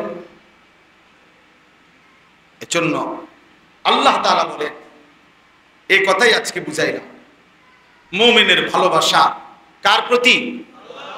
2 নাম্বার রাসূলুল্লাহ, 3 নাম্বার নামাজি, ইমানদার মুমিন, মুত্তাকি মুমিন, মুত্তাকি মুত্তাকি। ওমান ইয়াতাওয়াল্লাল্লাহ, এবার দ্বিতীয় আয়াতে আল্লাহ বলেন, শোনো আবারও বলছি, আল্লাহ বলেন বান্দা আমি আবারও বলছি, যারাই আল্লাহকে বন্ধু বানাবে, ওয়া রাসূলাহু, তার রাসূলকে বন্ধু বানাবে, ওয়াল্লাযীনা আমানু, ওই উপরোক্ত গুণে গুণান্বিত ইমানদারকে যারা বন্ধু বানাবে তারাই আল্লাহর দল। আর এমন আল্লাহর দল, ফাইন্না হিজবাল্লাহ হুমুল গালিবুন, এই দলই আল্লাহর, এই দলই বিজয়ী হবে, তারাই বিজয়ী। একের সাফ কোরআন শরীফের। এজন্য আজকে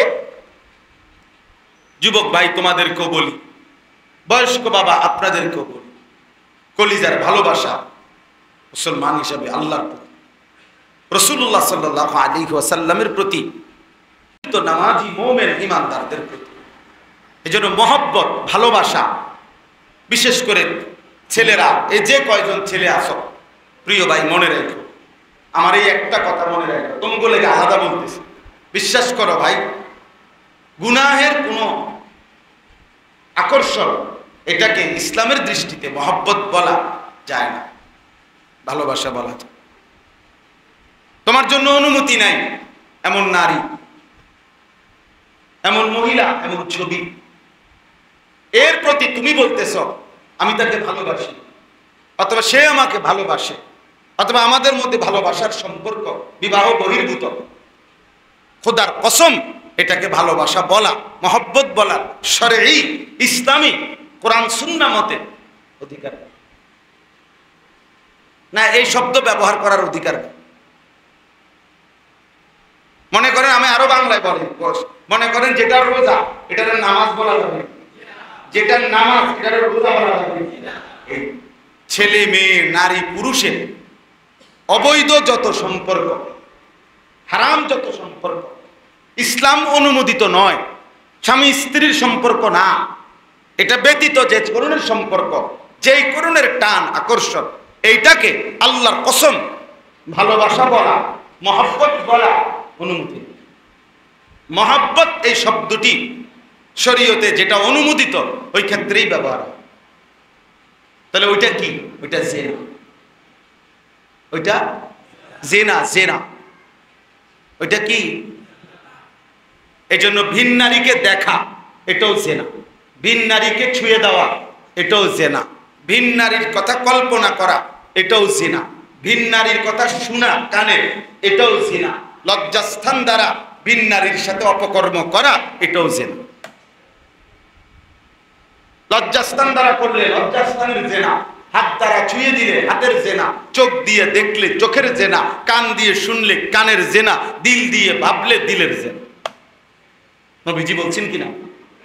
কথা বলেন, হাদিস কিনা? জিনাল আইন, জিনাল উজন, জিনাল রিজিল, জিনাল নফস, জিনাল ফরজ। নবীজি সবগুলোকেই বলছে জেনা, হাতের জেনা, কানের জেনা, পায়ের জেনা, চোখের জেনা, দিলের জেনা, লজ্জাস্থানের জেনা। তো নবীজি কি আলাদা বলছে? সবগুলোকে কি বলছে? তা আপনি এগুলোর মহব্বত বলবেন কেন? ভালোবাসা বলবেন কেন? ভালোবাসা বলবেন কিভাবে? আর ইসলামী শরীয়তে সবচেয়ে কঠিন শাস্তি, সবচেয়ে ভয়ানক শাস্তি কোন গুনাহের? জিনা। জিনা ব্যভিচারী যদি বিবাহিত পুরুষ নারী হয়, প্রকাশ্যে জনসম্মুখে পাথর মেরে হত্যা করা। আপনি না মানলে সেটা ভিন্ন কথা, কোন রাষ্ট্রে কেউ প্রয়োগ করতে দিচ্ছে না, সেটা ভিন্ন কথা। কিন্তু ইসলামের বিধান, কোরআনের বিধান, রাসূলের বিধান। আর অবিবাহিত ছেলে মেয়ে জিনা করলে, অর্থাৎ লজ্জাস্থানের এই জিনা করলে, চূড়ান্ত জিনায় রূপান্তরিত করলে, তো 100 দৌড়া চাবুক মারা প্রকাশ্যে সবার সামনে। আল্লাহ তাআলা কোরআন বলছে এত ভয়ানক শাস্তি অন্য কোন পাপের। হাদিসের মধ্যে আছে আল্লাহ তাআলা সবচেয়ে বেশি গুসা হয় কখন? আল্লাহ নবী সাল্লাল্লাহু আলাইহি ওয়াসাল্লাম বলেন কোন বান্দা বা বান্দি, আল্লাহর কোন বান্দা বান্দি যখন জিনা করে, তখন আল্লাহ সবচেয়ে বেশি প্রেস্টিজে, আল্লাহ তাআলার আত্মসম্মানে আঘাত করে। এই জন্য আল্লাহ তেন বলে, বন্ধু পরে ধরেন, ওরে দইরা পাথর মাইরা মাইরা ফেলেন, এই নাফরমান, মানে ও আমার জমিনে কেমনে এত বড় অপরাধ। এই জন্য এই শেষ কথা বললাম, মহব্বত, ভালোবাসা শুধুই শরীয়ত কর্তৃক অনুমোদিত যেখানে সেখানে, অন্যখানে সেটা কি হয় না, বলেন না কি হয় না। মায়ের প্রতি ভালোবাসা, বাবার প্রতি ভালোবাসা, স্ত্রীর প্রতি ভালোবাসা, সন্তানের প্রতি ভালোবাসা, ভাই বোনের প্রতি ভালোবাসা, আল্লাহ তাআলার প্রতি ভালোবাসা, রাসূলুল্লাহ সাল্লাল্লাহু আলাইহি ওয়াসাল্লামের প্রতি ভালোবাসা, সাহাবায়ে কেরামের প্রতি ভালোবাসা, মুত্তাকি মুমিনদের প্রতি ভালোবাসা, আউলিয়ায়ে কেরামের প্রতি ভালোবাসা। এই ভালোবাসা এগুলো না, আর অনুমতি নাই ভিন নারীর প্রতি, সেটা কি নয়, কথা বলেন, ভালোবাসা না, এটা জেনা। মোবাইলে দেখলো জেনা, বাস্তবে দেখলো জিনা, এটা ব্যভিচার, এ নিকৃষ্ট, এ নিকৃষ্ট। আল্লাহ তাআলা কোরআনে বলছেন, ইন্নাল্লাযীনা ইউহিব্বুনা আন তাশিআল ফাহিশাতু ফিল্লাযীনা আমানু লাহুম আযাবুন আলীমুন ফিদ দুনিয়া ওয়াল আখিরাহ। ঈমানদারদের সমাজে, মুসলমানদের জনবসতিতে যারা অশ্লীলতা ছড়িয়ে দেয়, এই অশ্লীলতা মানে জেনা এবং তার সাথে সম্পৃক্ত অন্যান্য বিষয়াদি, নারী পুরুষের অবাধ মেলামেশা, বেহায়াপনা, বেপরদিগি, এটা যারা ছড়িয়ে দেয়, যারা পছন্দ করে, খোদার কসম আল্লাহ বলছে আমি তাদের জন্য দুনিয়াতেও কঠিন আযাব রেখেছি, আখিরাতেও কঠিন আযাব রেখেছি। লাহুম আযাবুন আলীমুন ফিদ দুনিয়া ওয়াল আখিরাহ, কোরআনের আয়াত। আল্লাহু ইয়ালামু ওয়া আনতুম লা তা'লামুন, কারে কোন ভাবে আযাব দেব আমি জানি, তোমরা জানো না। সব আযাব, শুধু থাপ্পড় না, থাপ্পড় না। হ্যাঁ, 12 বছর প্রেম করার পরে বিয়ের 3 মাসের মাথা যখন টের পাবে 2 নম্বর, বেড়ি 6 নম্বর, তখন না বুঝবো কয়দিনে রাত যায়। বুঝেন নাই কথাটা? জীবনের সব দিয়া, শরীর যৌবন টাকা পয়সা দিয়া, এরপরে যখন জানবে 12 বছর পরে, 6 বছর পরে বেড়ি আরেক বেড়ার প্রতি আসক্ত, পরকিয়া, তখন না বুঝবে কয়দিনে মাস যায়, তখন না বুঝবে 4 দিনে সপ্তাহ না 7 দিনে সপ্তাহ। আল্লাহ বলছে আমি তোকে শাস্তি দেব, আমি তোকে আযাব দেবই, আমি তোকে আযাব দেবই। তখন না বুঝবা দুনিয়া কত কষ্টের। যার স্ত্রী অসৎ, খোদার কসম, তার দুনিয়া, তার ঘর, তার জীবন, তার সংসার, এটাই জাহান্নামের আগুন। তুমি আর জাহান্নামে জ্বলন লাগবে না, তুমি তো জ্বলতেই আছো। বুঝেন নাই? তুমি আর পরকালের জাহান্নামে জ্বলন লাগবে না, তুমি তো অলরেডি জ্বলতেই আছো, তুমি তো আগুনেই আছো। আল্লাহ আমাদেরকে হেফাজত করে। এই জন্য একটা ছেলে যদি বুঝো, প্রিয় ভাই, আল্লাহকে ভালোবাসো, রাসূলুল্লাহ সাল্লাল্লাহু আলাইহি ওয়াসাল্লামকে ভালোবাসো, মুমিনকে ভালোবাসো, আর শাহওয়াতের যেই প্রয়োজন, লজ্জাস্থানের যেই চাহিদা, এটা যিনি দিয়েছেন তিনি বৈধভাবে পূরণেরও ব্যবস্থা রাখছেন, সেজন্য অপেক্ষা করো। বুঝলেন? ক্ষুধা যিনি দিয়েছেন খাবার তিনি ইন্তজাম করবেন, তৃষ্ণা যিনি দিয়েছেন পানি তিনি ইন্তজাম করবেন। আমি খোলামেলা বললাম, লজ্জাস্থানের চাহিদাও যিনি দিয়েছেন তিনি হালাল স্ত্রী তিনি ইন্তজাম করবেন। অপেক্ষা করো, অপেক্ষা করো। মানুষ তো সারাদিন খায় না, মানুষ তো সারাদিন ঘুমায় না, মানুষ তো সারাদিন পানি পান করে, প্রত্যেক প্রয়োজন পূরণের জন্যই তো একটা সময় অপেক্ষা করতে হয়। তো এই প্রয়োজনটুকুর জন্য অপেক্ষা করো, পেলেই যাবে। আল্লাহ তাআলা আমাদেরকে বুঝ দান করেন। বাপ চাচা মুরব্বীর সামনে এত বেশি আর কেন, শুধু যে আমার ব্যক্তিগত মিশন কিশোর যুবক নওজোয়ানদের জন্য আলাদা ফিকির বেশি বলি, এই জন্য এর দূর আগ বাইরে কইলাম না, তাহলে এটুকু বলতাম। আল্লাহ তাআলা আমাদের সবাইকে ঈমান আমলের জীবন দান করেন, আল্লাহ এবং তার রাসূল এবং ঈমানদারদের ভালোবাসা দান করেন, আখিরাতের জন্য প্রস্তুতি নেওয়ার তৌফিক দান করেন। এই কয়জন বাবা ছেলে আমরা সবাই ওয়াদা করি ইনশাআল্লাহ 5 ওয়াক্ত নামাজ আমরা পড়ব ইনশাআল্লাহ। ছেলেরা বাপ নিজের জন্য ভাবো, নিজের জন্য। আমার ভাইয়া নিজেরে নষ্ট করে দিও না, কেউ মনে রাখবে না রে বাপ, কেউ মনে রাখবে, কে কারে মনে রাখে, কার কথা কার মনে। প্রতিটা নতুন অ্যাক্সিডেন্ট পুরাতন গুলো ভুলায় দেয়, ভুলায়। এই যে আর এখন আজকে 2-4 দিনে মাইলস্টোন স্কুল অ্যান্ড কলেজের যে বাচ্চাগুলো মারা গেছে, ওনার আলাপ আসেনি, কাকা বলে ভুলে গেছে। স্বার্থপর দুনিয়া, ভুলে যা, ভুলে যা। কেউ কারোর মনে রাখে, আপন বাবাকেও মানুষ ভুলে যায়। বলে 2-3 বছর তো মেহমানদারি করছে, মানুষ খাওয়াইছে, আলেম ওলামারে দাওয়াত দিছে, 4-5 বছর পরে জিগেলে আসলে মনটায় চায় ও খুব বেশি ঝামেলাতে আছি, টানা হেসরা যাই ঝামেলা, মাই ওকে দিয়ে দিছি আজ 3 মাস হয়, বাজারে কদুর দোকানের গদরছি, বেশি টানা হেসরাত আছি, হুজুর দোয়া করে আল্লাহ যাতে আব্বারে জান্নাতবাসী করে। আমরা এটি বুঝি না, এর নাম দুনিয়া। এর নাম কি? সময় নাই কারণ, সময় না, সময় না। কেউ মনে রাখবে না আমার ঈমান, আমার সিজদা, আমার আখিরাত, আমার নামাজ, আমার পুঁজি, এটাই আমার পুঁজি, আমার হালাল, আমার পুঁজি। কেন আমি সুদ খাবো জিফুতেলে? কেন আমি কি বাধ্য? কেন আমি কিস্তি নিলাম জিফুত বউ বাচ্চালে? কেন?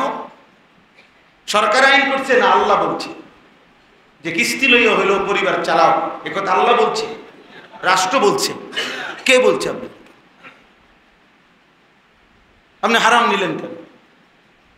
সুদে টাকা দিয়া ফুদ বিদেশ পাঠাইতে হবে, এটা কে আইন করছে? এটা কোথায় সিদ্ধান্ত হয়েছে? কোথায়? জাতিসংঘে?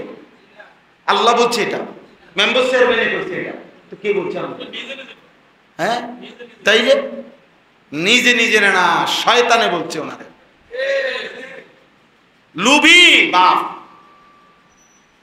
লুভি, সে বুঝে যে 12 লাখ টাকা সুদে লইলে ফোলা তৈল টাকা উপার্জনের মেশিন, তারে কোন রকম বিদেশ পাঠাই দিলে এরপরে তো হেতেই টাকা দিব, তে উঠতে যাবো 3 বছরে, বুঝেন না? বা জমি কিনবো, বিল্ডিং করবে, হ্যাঁ, সাধুয়ানে গপ মারবো লম্বা লম্বা। আল্লাহ রহমতে আপনার দোয়ায় প্রতি মাসে আল্লাহ রহমতে টাকা পাঠাইতেছে, কত জায়গাও লইছি, বিল্ডিং এর কাম ধরছে, এই গপ, বুঝছে? ওই দিন এক বাচ্চা, মজার কথা শুনেন, এক বাচ্চা তার বাপকে বলছে, মানে বাচ্চারে হেফসখানায় দিছে, বাচ্চা পড়তে চায় না। বাচ্চা এমন দুষ্ট বাচ্চা, কয় তার আব্বা মার, তোমরা উল্টো পাল্টা চলবা, আর আমাকে দিয়ে বেহেশতে যাবা না, বুঝছো না? এই বুদ্ধি করছো তোমরা, না আমাকে দিয়ে তোমরা বেহেশতে যাইতে, সালাকি পাইছো আমার, মানে আল্লাহ আমাদেরকে মাফ করে দেন। তার মানে নিজের ঘর পরিবার, স্ত্রী সন্তান, আমরা বলি না তাদের প্রয়োজন পূরণ করবেন না, না না, এটা তো অবশ্যই, কিন্তু হালাল ভাবে, বৈধ যেটুকু পারি আমি এটুকুই, বাকিটাও করব। কথা বুঝেন না? আমি মাটি হালাই দিয়ে যাই, আমার সন্তান বাঁচলে ঘর করবে, আমি থাকতেই হালাল হারাম মিশাইয়া বাটপারি সিটারি কইরা আমি থাকতে ঘর দুয়ার বিল্ডিং এর কাম শেষ করে দিয়ে যাই, এই হবে, এই জরুরি। কে করলো আমারে? কে বাধ্য করলো? বলেন কেন? আমার আব্বা ইন্তেকালের সময় আমরা 5 ভাই, কারো জন্য আব্বা বিল্ডিং ঘর একটা ঘরও করে দিয়ে যায়নি। 2015 সালে আব্বা ইন্তেকাল করছে, এখন 2025 সাল, 10 বছর।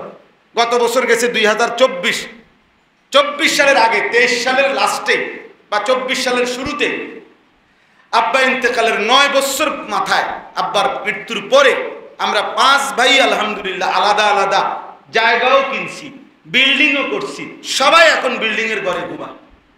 তা আমার আব্বা যে কারো একজনের ঘর করে দিয়ে যাইতে পারে নাই, তাই বলে কি ঘর হয় নাই? আমরা 5 ভাই কোনো ওয়াজ করি না, 5 ভাইয়ের ইনকাম সমান না, কথা বোঝেন নাই? 5 ভাইয়ের ইনকাম কি না? সমান না, তো গর্ত হয়ে গেছে। তো দুনিয়া তো সাধারণ বিষয়, কিন্তু আমার আব্বা 5 ভাইকেই আলেমে দ্বীন বানায় গেছে। বাবা থাকতেই 5 ভাই আমরা কামেলও পাশ করছি, দাওরা হাদিসও পাশ করছি। আব্বা আমগো 5 ভাইয়ের এই অবস্থায় দেখে গেছে যে আমরা সরকারি মাদ্রাসার থেকেও টাইটেল পাশ করছি, কওমি মাদ্রাসার থেকেও দাওরা হাদিস পাশ করছি আব্বা থাকতে, আলহামদুলিল্লাহ। আবার বড় ভাইরা আপনারা চেনেন, আলহাজ হযরত মাওলানা মাহবুবুর রহমান আশরাফি, ওই যে চান্দিনা আল আমিন কামিল মাদ্রাসার এখন ভারপ্রাপ্ত প্রিন্সিপাল, ও তো আমার বড় ভাই। উনি আল্লাহ আমাদের সবাইকে আখিরাতের ফিকির দান করে, নিজের বরবাদ করে আখিরাত নষ্ট করে জি ফুত পরিবার সংসার চালাইবে কোনো আপনি যে দূর পারেন। ওরা রাগ করলে রাগ করবে, ওরা রাগ করলে ওদের প্রয়োজন পূরণ না হলে না হোক। আপনি মাথার ঘাম পায়ে ফেলবেন আর হেতে সারা রাত মোবাইলে উলঙ্গ ছবি দেখবো, হ্যাঁ? এটা কামাই মিয়া। আপনার ঘাম বাইয়া বাইয়া পড়ে একটা টাকার জন্য, আর জানোয়ারে 1 ওয়াক্ত ফজর নামাজ পড়ে না, এরকম হাইওয়ানের জন্য রোজগার করেন মিয়া। ওরে অল্লগে আগে বুঝাপড়া করেন, বেটা কার জন্য কামাই? বেটা তুই কিসের? তুই যে একটা সেজদাই দাস না, তুই আমার আল্লাহর দুশ্মন, তো তুই আমার বুঝি বন্ধু? বোঝেন নাই কথাটা? যে আমার আল্লাহর দুশ্মন সে আমার বন্ধু হবে কেন? ভাই আমার খবর রাখবে কেমনে যে তার মালিকের খবর রাখে না? আপনি মরলেন আপনি দেখবেন আপনার খবর কি? বেনামাজি এই নাফরমান সন্তান আপনার নামও তো নিবে না, আপনার কবরস্থানও তো যাবে, হয়তো জানেই না কবরস্থানে গিয়ে কি করতে হয়, হয়তো তাব্বাতিয়া দেওয়া পারে না, কুল হুয়াল্লাহও পারে না, হয়তো আলহামদুলিল্লাহও পারে না, সে তো দুরূদ শরীফও পারে না। হে আপনার কবরে যায় কিনব আলগা হুজুর দিয়া দোয়া, আরে কাবা শরীফের হুজুর এসে যদি আমনের জন্য বাপের জন্য দোয়া করে, আমনের ব্যথা আর কাবা শরীফের ইমাম সাহেবের ব্যথা সমান হবে না? আমি কথা বলেন না কেন? আমার বাপ যেদিন মরে ওই দিন আমার কলিজার ব্যথা কি আর কাবা শরীফের ইমাম সাহেবের ব্যথা সমান হবে? তো তাইলে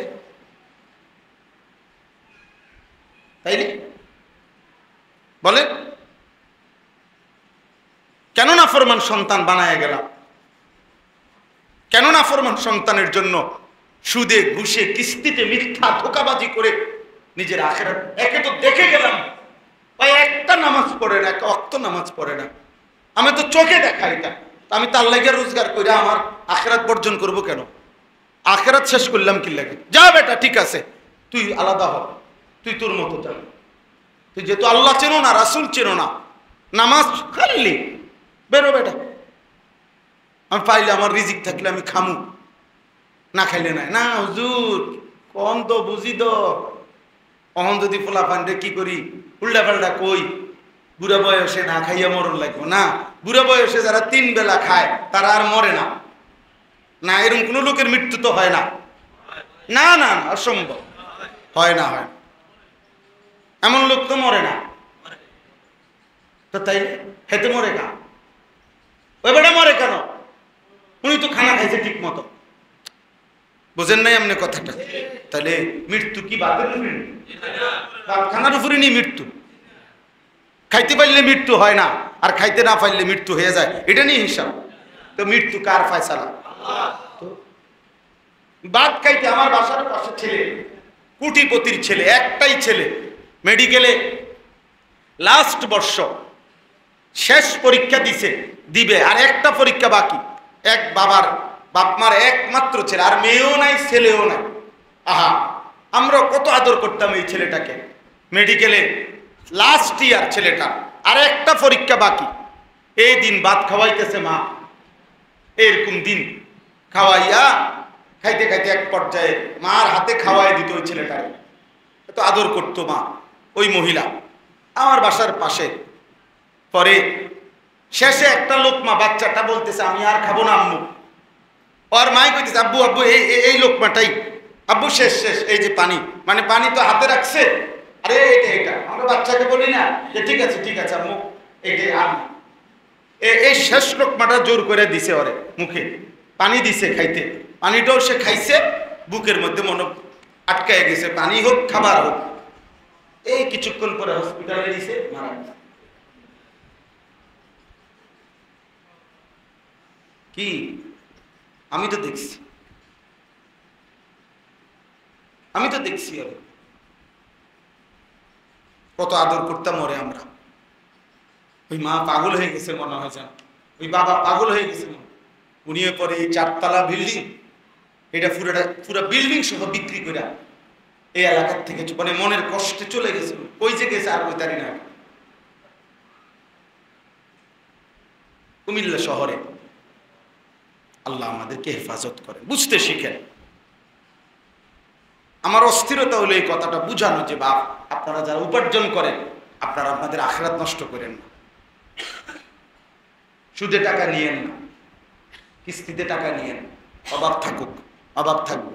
এই পৃথিবীর সবচেয়ে ধনী ব্যক্তির কোনো অভাব আছে কিনা? তো আপনারও অভাব আছে। আপনি হারাম খাইেন, আখিরাত বরবাদ। বিড়ি সিগারেট খাইেন, চা দোকানে আড্ডা দিয়েন, নাচ গান টেলিভিশন দেখেন, ঘরের ওই টেলিভিশন চালাইতে দিয়েন। আপনি বলেন পরিষ্কার এটা গুনাহ, এটা হারাম। নাচ গান নাটক সিনেমা হারাম বলেন, ভেঙে ফেলেন ওই টেলিভিশন, কোটি টাকার ক্ষতি হবে। এত বড় গুনার উপরে বিবি বাচ্চারে রাইখা যায়, নিজেও বরবাদ হবেন, তারাও বরবাদ হবে। ভেঙে ফেলেন ওই টেলিভিশন, সরাই ফেলেন।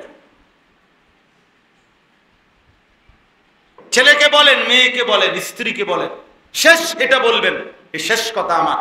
যদি বলেন এমন হয় যে কোনোভাবে ছেলে মেয়ে বউ তোমগরে নামাজি বানাইতে পারলাম না, সেজদা দিলা না, ঠিক আছে তোমগুলোর লোকে কুলাই চাললাম না, তবে এটা মনে রাখো আমি মরে যাব, কিন্তু এই কথা মনে রাখো আমি তোমাদের উপরে অসন্তুষ্ট।